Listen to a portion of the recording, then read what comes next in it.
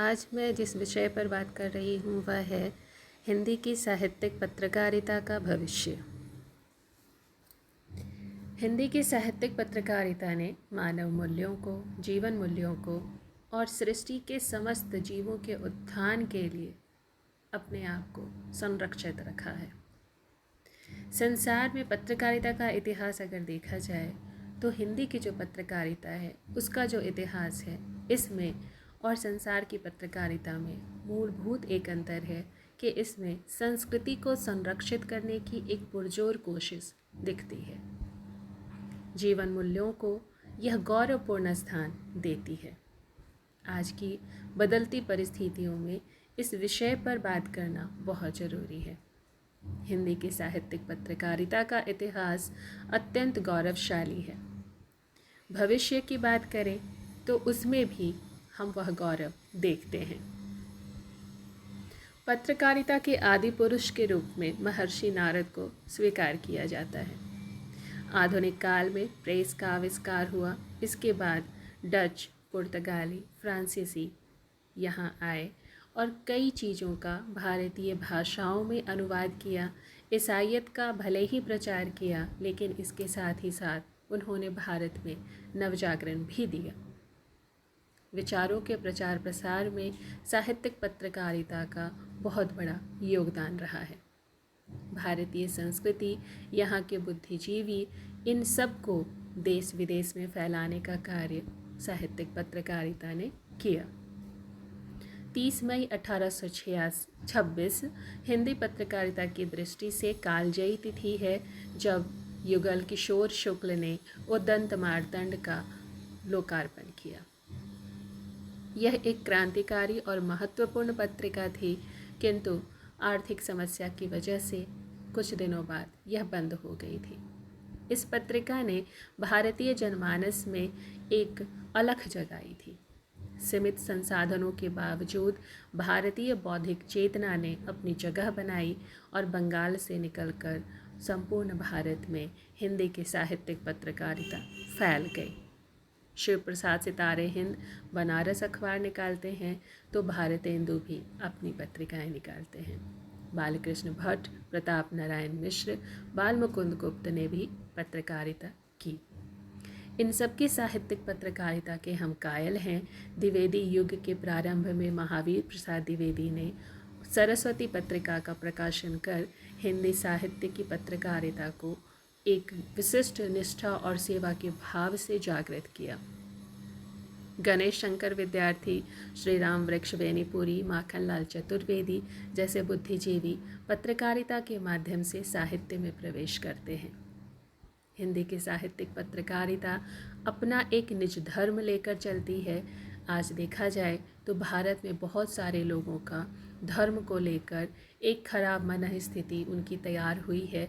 बहुत सारे लोग इस तरह धर्म की बात करते हैं जैसे वह कोई छुई मुई हो। धर्म एक पंथवादी या एक निष्ठ विचार कभी भी नहीं है। हर व्यक्ति का, हर समूह का अपना धर्म होता है, अपना कर्तव्य होता है। यहाँ पर हम साहित्यिक पत्रकारिता को एक विशिष्ट स्थान देना चाहेंगे, क्योंकि इसने लोगों को जागृत करने का कार्य किया है और इसी वजह से इसका भविष्य भी उज्जवल है। साहित्यिक पत्रकारिता के बिना हम भारतीय ज्ञान परंपरा को नहीं देख सकते। पत्रकारिता का धर्म है विचार करना। वह चीज़ों पर, परिस्थितियों पर, आसपास के माहौल पर विचार करता है और लोगों को उससे अवगत कराता है। तत्कालीन समय में जो कुछ भी विरोध की परिस्थितियां हैं, विचारों का विरोध है, धर्म का विरोध है, कई तरह की चीज़ों का विरोध आज चल रहा है, वह सभ्यता को जागृत भले ही करता है, लेकिन किस तरह सृष्टि के नियमों के साथ चलना हमारी मजबूरी है, यह भी साहित्यिक पत्रकारिता ही दिखलाती आई है। समग्रता में साहित्यिक पत्रकारिता देश को जोड़ने का कार्य करती है। भारत की साहित्यिक पत्रकारिता अपना धर्म निभाती आई है, आज भी निभा रही है और आगे भी यह निभाएगी, ऐसा हम सब उम्मीद करते हैं। अनाचार, अत्याचार, झूठ, छल, कपट के विरोध में पत्रकारिता हमेशा खड़ी हुई है। यह साहित्यिक पत्रकारिता का भी कार्य है और साहित्यिक पत्रकारिता ने सफलतापूर्वक यह कार्य किया है।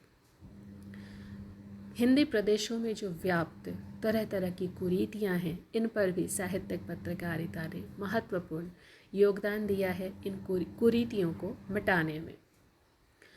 कई तरह के पत्रकारिता की यहाँ पर लागू हैं, जिनमें साहित्यिक पत्रकारिता एक विशिष्ट पत्रकारिता के रूप में हमारे सामने है, जिसने कई विचारणीय कार्य किए हैं। अल्प संसाधनों के बावजूद लंबे समय तक पत्र पत्रिकाएं निकालने का कार्य कई पत्रकारों ने किया है और यह साहित्यिक पत्रिकाएं संसार भर के चिंतन को हमारे सामने लाती हैं। नवजागरण को लाने वाली साहित्यिक पत्रकारिता, हिंदी भाषा का उत्थान का कार्य करने वाली साहित्यिक पत्रकारिता कई तरह से देश को सुसज्जित करती है, भाषाई रूप में, धार्मिक रूप में, सांस्कृतिक रूप में और राजनैतिक रूप में भी। पत्रकारिता एक विशिष्ट भूमिका निभाती है, उसमें भी साहित्यिक पत्रकारिता पुरजोर कोशिश करती रही है अपने समाज को जोड़ने की। कई स्वप्न को उसने साकार किया है और राष्ट्र शब्द को जागृत किया है। साहित्यिक पत्रकारिता की आकांक्षा यही है कि वह लोगों के हृदय में निवास करे, चेतना जागृत करे, संकल्प शक्ति का विकास करे। जब तक हम संकल्प शक्ति का विकास नहीं करेंगे, तब तक वर्तमान राष्ट्र में एक धारणा, एक आकांक्षा, एक चेतना को वाणी नहीं दे पाएंगे। तत्कालीन जो परिस्थितियां हैं, उनको देखते हुए साहित्यिक पत्रकारिता को अपने कंधे मजबूत करने होंगे और विशिष्ट रूप में सामने आना होगा।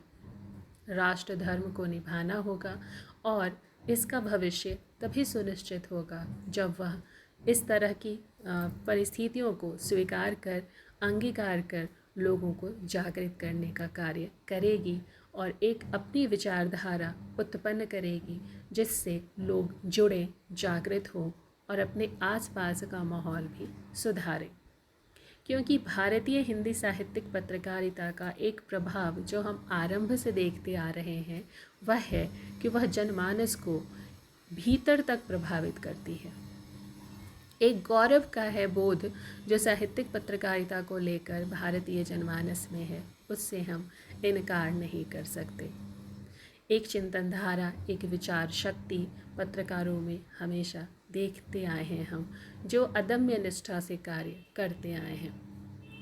यह उत्साहजनक भी है और चिंतनीय भी है, क्योंकि अगर साहित्यिक पत्रकार चाहें तो चीज़ों को विपरीत भी मोड़ सकते हैं। वह चीज़ है भीड़, तंत्र और दंगा। आज के माहौल में हम इस परिस्थितियों से इनकार नहीं कर सकते कि पत्रकारिता का एक गलत पहलू भी है। भारतीय राजनीतिक परिस्थितियों का लाभ उठाने का कार्य भी पत्रकारिता कर लेती है, क्योंकि आत्मीयता से लोग इसे अंगीकार कर लेते हैं। कई श्रेणियों में, कई पंचायतों में, कई जगह अलग अलग नियम कानून होते हैं, जिनके लिए पत्रकारिता का मूल उद्देश्य होता है जागृति फैलाना। इनमें जो पत्रकारिता मूल रूप से कार्य करती है, वह पत्रकारिता को अपनाना ही होता है कि किस तरह हम खोज सकें, लोगों के बीच संघर्षों को मिटा सकें और वह समस्या क्या है उन्हें ढूंढ कर निकाल सकें। पत्रकारिता का यहाँ पर एक बहुत बड़ा स्वरूप बनता है कि उसके समस्याओं के मूल में पहुंचकर वह लोगों को जागृत करे। हिंदी की साहित्यिक पत्रकारिता एक मजबूत स्थिति में है और इसका भविष्य भी इसलिए उज्जवल है कि समाज उसको अपनाता है। वह इस बात से भ्रमित नहीं है कि पत्रकारिता एक छोटी चीज़ है या उससे चेतना जागृत नहीं होती। चेतना के विकास में साहित्यिक पत्रकारिता का बहुत बड़ा योगदान है। हिंदी साहित्यिक पत्रकारिता का जो धर्म है, जो कर्तव्य है, वह पूरे समूह के प्रति है, समूचे राष्ट्र के प्रति है और इसमें हम व्यवसाय को नहीं ला सकते। व्यवसाय एक पहलू भले ही है, लेकिन मूल रूप है समाज को जोड़ने का। हिंदी साहित्यिक पत्रकारिता के लिए कई विशिष्ट विद्वानों ने जो श्रम किया है, अपना पुरुषार्थ उसमें लगाया है, उनके तब का ही प्रभाव है कि साहित्यिक पत्रकारिता आज इस स्वरूप में हमारे सामने है, इतने उत्कर्ष को पा सकी है। हिंदी के साहित्यिक पत्रकार लड़कर झगड़कर अपनी भाषा को और संपूर्ण राष्ट्र को जोड़ सके हैं। आज के दौर में पत्रकारिता का थोड़ा दुष्प्रभाव हमें देखने को मिलता है, लेकिन इसकी वजह से संपूर्ण हिंदी साहित्यिक पत्रकारिता को हम निकृष्ट नहीं बता सकते। अच्छे और बुरे पहलू हर चीज़ में होते हैं, वैसे ही पत्रकारिता से भी जुड़ गए हैं। आज परिस्थितियाँ थोड़ी बदली हैं और पत्रकारों का जो धर्म है वह भी बदल गया है, ऐसा नहीं है। पत्रकारों का धर्म वही है, उन्हें आज भी संपूर्ण राष्ट्र को अपना मानना है और इस तरह की पत्रकारिता करनी है कि राष्ट्र को खतरा ना महसूस हो। हालांकि पत्रकार का मूल धर्म है वस्तु स्थिति को बयान करना, लेकिन वही खबरें हमारे सामने प्रस्तुत करना ज़रूरी हो जाती हैं जब हम देखते हैं कि वह खबर हमारे काम की है।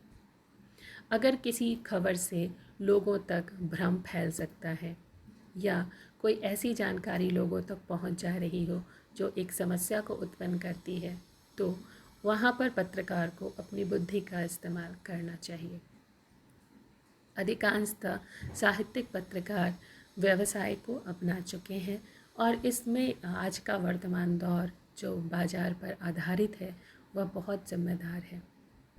पत्रकारों की स्थिति डावाडोल हो जाती है जब वह मूलतः सिर्फ सच को दिखाते हैं। एक कठिन चुनौती उनके सामने होती है, कठिन परिस्थितियों में वह कार्य करते हैं कि सत्य का उद्घाटन करें, समाज की सेवा करें और पत्रकार का जो मूल धर्म है कि मानव हितों की बात करें, सृष्टि के हितों की बात करें, सत्य का साथ दें, अन्याय और अत्याचार का विरोध करें, हिंदी पत्रकारिता की नींव को मजबूत करें, वह कैसे करें। पत्रकार एक सामान्य इंसान ही होते हैं, लेकिन उनके ऊपर बहुत बड़ी जिम्मेदारी होती है। फिर भी हिंदी साहित्यिक पत्रकारिता का जो भविष्य है वह चुनौतीपूर्ण होते हुए भी अंधकारमय तो नहीं है। भारत की आज की जो स्थिति है वह विश्व में संपूर्ण राष्ट्र की स्थिति है।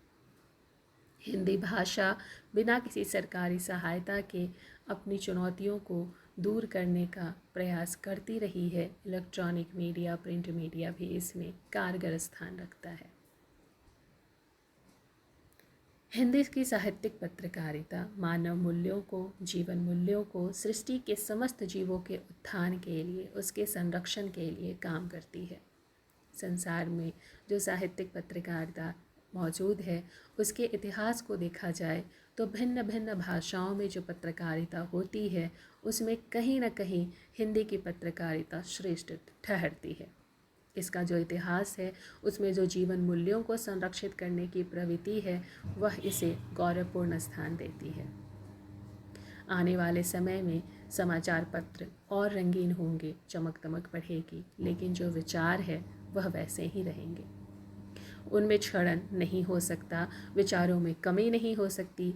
विज्ञापन भले ही आ जाए लेकिन सच भी आएगा। सामान्य पाठक को विज्ञापन और समाचार एक साथ मिलेंगे, लेकिन पाठकों के साथ अन्याय नहीं होगा। हिंदी की साहित्यिक पत्रकारिता का भविष्य चुनौतीपूर्ण भले ही है, लेकिन इन चुनौतियों को हमारे पत्रकार वर्षों से अपनाते आ रहे हैं, अंगीकार करते आ रहे हैं और आगे भी करेंगे, ऐसी आशा है। राष्ट्र धर्म इनका है। राष्ट्र धर्म का नेतृत्व करने की शक्ति हमारे साहित्यिक पत्रकारों में है, वह इसे कायम रखेंगे, ऐसी उम्मीद की जाती है। धन्यवाद।